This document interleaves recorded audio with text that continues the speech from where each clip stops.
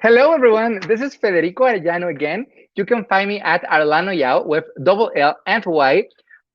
Today we have an interview that I think it's going to be so much fun. Hello, Ijeoma. Are you here with us? Yeah, hello, Frederico. I'm here. It, Thank you. Thank you for being here. I think this is going to be very interesting. You do so many amazing things. So, first things first, can you introduce yourself? What is your name and where do you live? Where are you connecting us from?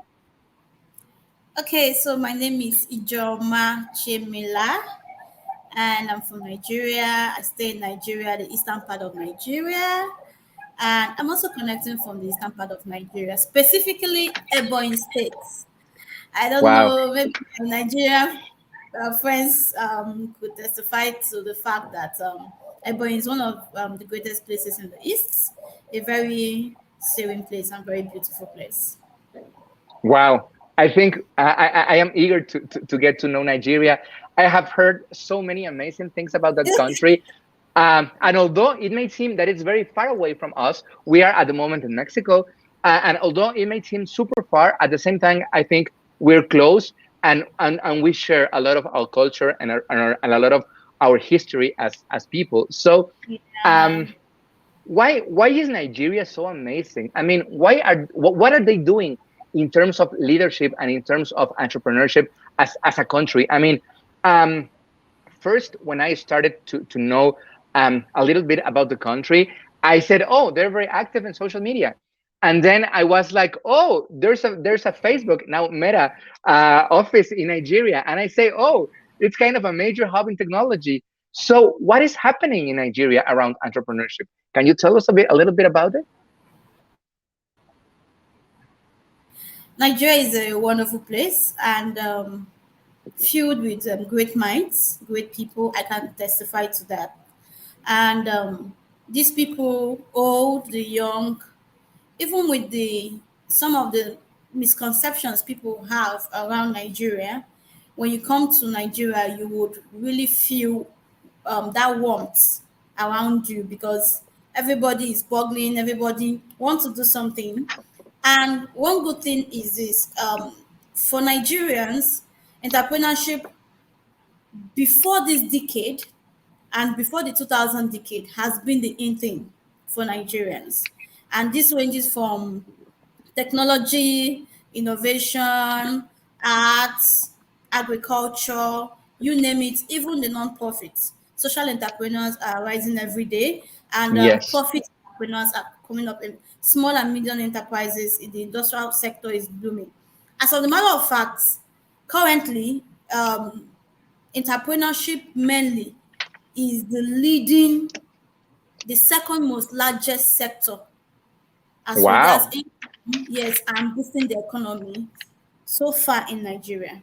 And this is kudos to, I won't point government, but in the previous administration, that was in 2016, 2015, down below, we had a lot of wonderful policies around entrepreneurship, which boosted entrepreneurship and interest in Nigeria. So a lot of small and medium enterprises rose. People began to do a lot around leadership. People began to do a lot around technology. And currently, we have a lot of fintechs. Most of the renowned fintechs in the world are from Nigeria. And this is because of the, you know, I would say the climate. I won't say that the climate is so easy for people to start up businesses. No, but they have this resiliency. People are resilient. So whatever they go through, no matter how the economy is, people want to wake up every day and try to make impact. So, but also absolutely. because we have so much problems in Nigeria, so young people are more focused around creating impact and not just making profits. So they are trying That's to each day find solutions to issues. So that's what made entrepreneurship more, more bubbling in Nigeria because everybody wants to find solutions to issues, and before even talking absolutely, about profits. So entrepreneurship absolutely. is a big in Nigeria. And that's amazing because we always say that in the entrepreneurial sector that always the first things before building a business or a social business or whatever have to do with opportunities, and opportunities sometimes have to do with lack of opportunities, with what is missing in Exactly. our countries, in our Exactly. society, and that is why these countries are a huge place where ideas can grow and can have amazing impact. And in the Exactly. middle of this network, in the middle of all of these things happening around, what do you do, Ijeoma? I have read you are a productivity and documentation expert, that you have been author of many books. What do you do in this sector? Please share with us a little bit about that. Okay, so I'm a multifaceted person.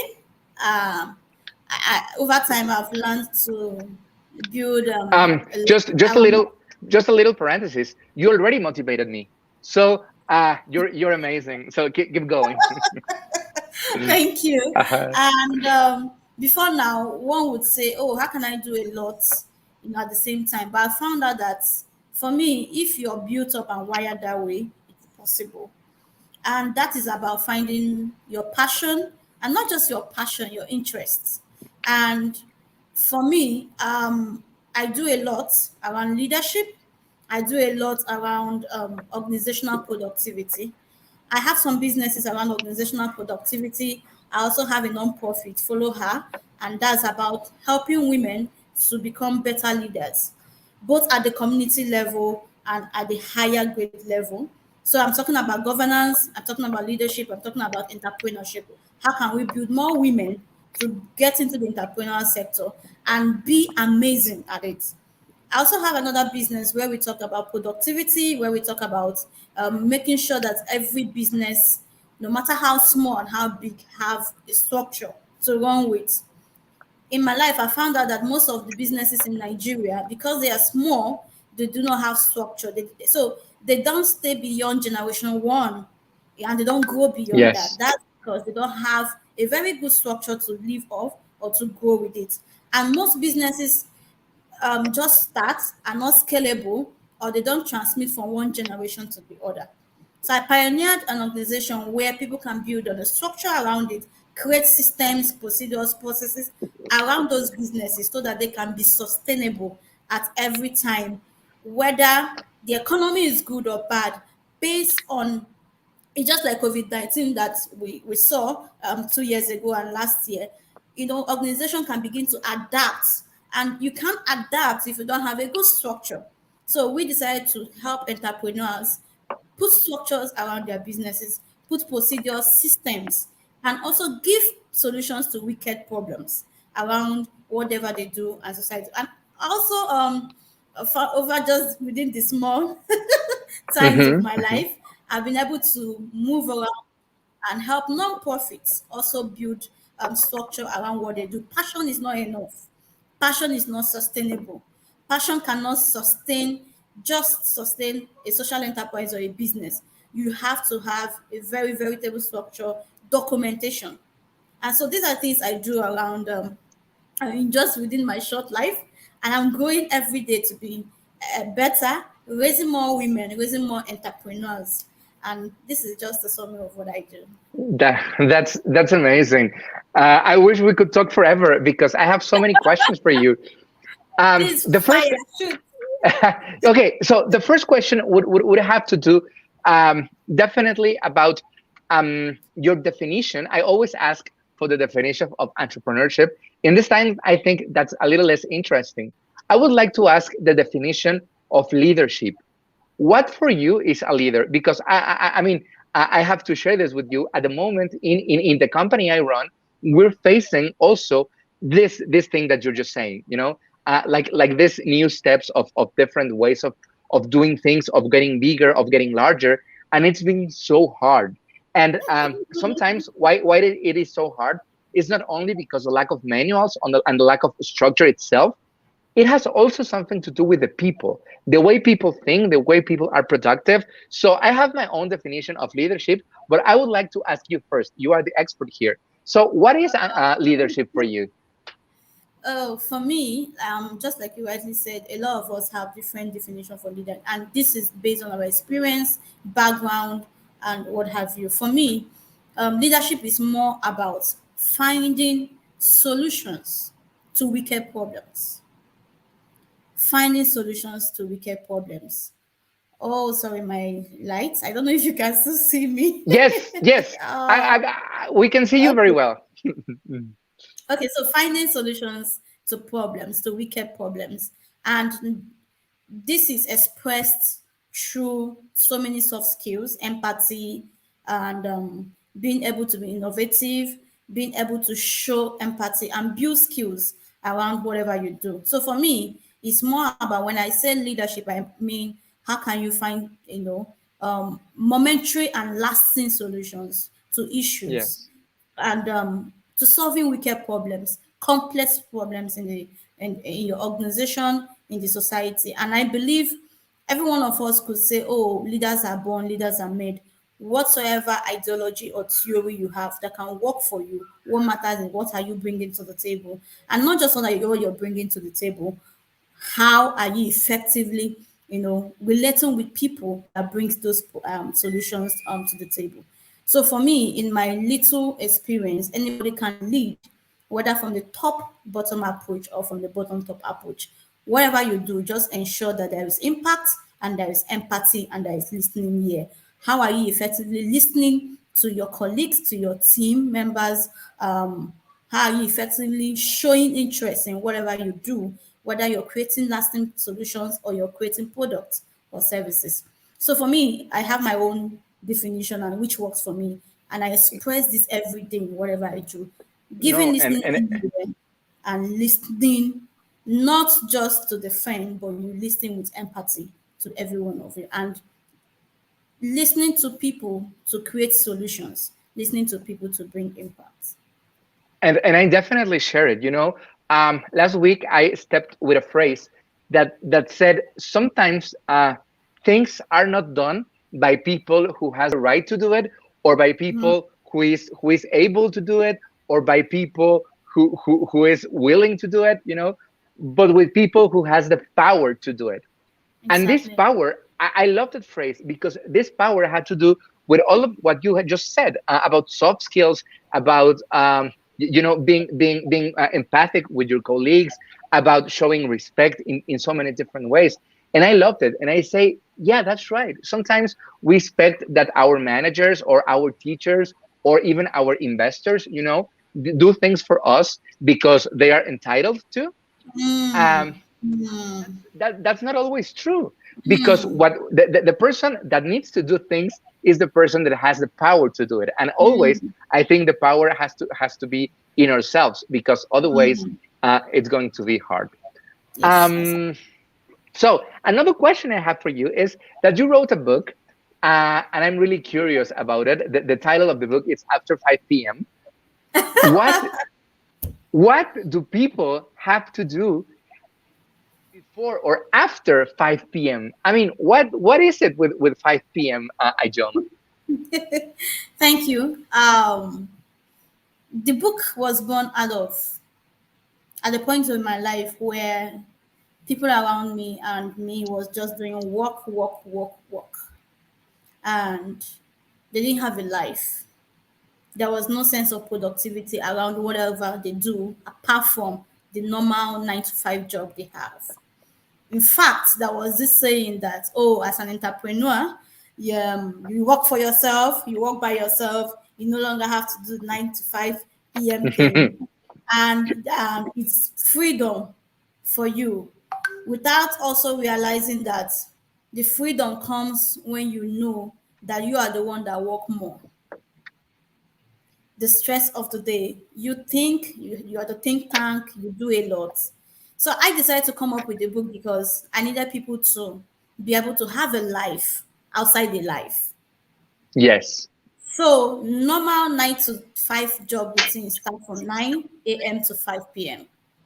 And at the end of the day, they become so useless and they don't have time to build something for themselves. They don't have time to stay with their families. They don't have time to have fun. They don't have time to rest. All they do is work. So I came up with that book to help entrepreneurs know that you can have a life outside the 9 to 5 that you're used to. You can have fun. That's that's Give that's that's a great that's a great advice, but that's easy for you to say, right? Because you live in an amazing part of the world. You are extra motivated. You do your work amazingly. Everybody loves you on social media, but that's not the real of the people. Some of us do have problems. Some of us are really worried and have concerns in our 9 to 5 days. How do you deal with stress? I mean, what would you recommend to everyone, um to be fresh, and to keep on being motivated? Because I think that sometimes lack of productivity in different levels, right? But I think that it may be common to find people that stress affects not only their lives but also their creativity, and most importantly their will to do what really drives them forward, right? They just want to get rid of the problem that could be as hard as eating the day, as having food on their tables, or as sophisticated as my boss doesn't like me and whatever. But how do you recommend to be always motivated, to be always fresh, and of course to be always inspired, and of course inspiring others? What do you do? What tip could be great for us? What advice could be amazing for us to be like you at this point? So I would like to just simply state that we can. For me, I've learned to I've learned to see work differently, and it starts with what exactly do you do? How passionate are you with what you do? I'm not saying you must love your job. No, all I'm saying is you can actually find essence with your job, and that begins with you internally. And that also makes you understand that if you die today, all the things that you've been trying to build for years somehow will crack. And this is the need for you to rest. So each day I tell myself, Ijoma, you must rest. Ijoma, you can find time for fun. Ijoma, there is there is this saying that soldiers will say, live to fight another day. Hmm. And I've used that approach in my work attitude, knowing that I started to delegate. So one of the things that entrepreneurs deal with is effective delegation. They want to do everything by themselves for themselves, and there is no effective delegation to know who does what and what they do. So entrepreneurs want to do everything by themselves and run hectare everywhere. And at the end of the day, they are stressed. Stress is one of the leading causes of death we have in the world. And people are not taking notes of that. Stress leads to depression. And most entrepreneurs, by research, have they found out that entrepreneurs are one of the highest people or set of people that suffer from depression. And Yes. this is because of stress. So for me, I've learned to delegate. I've learned to love what I do, no matter the challenge. I've learned to work and then live to fight another day. I've learned to find essence in what I do. I've also learned to sleep. Most entrepreneurs don't sleep. They don't. So it's still this thing. We wake up in the morning, you move, there is no time to sleep.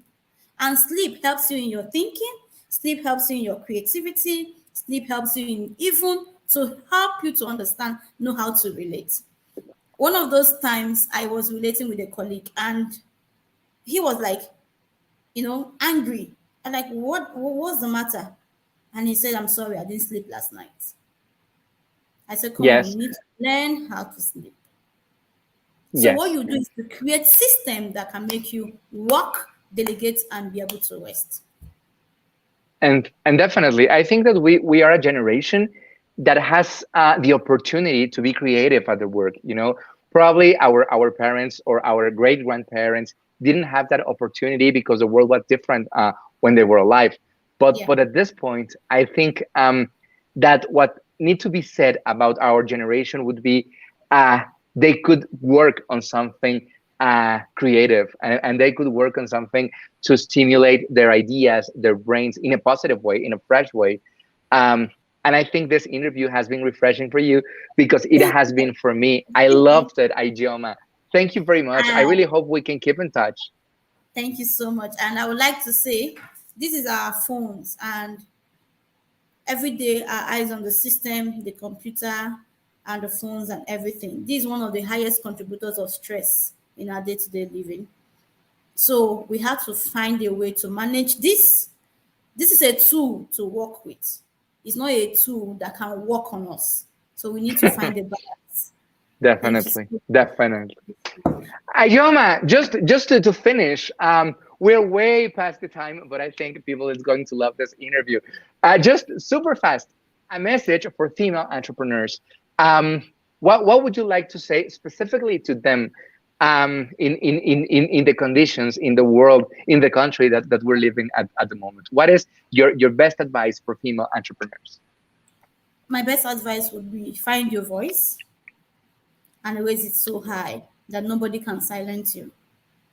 But you must have to also, first of all, lead from within. If you don't lead yourself, nobody can, you can't lead any other. Lead from within and also find a voice. Maintain that voice and be heard. Thank you. Wow. Lead from within. I love that.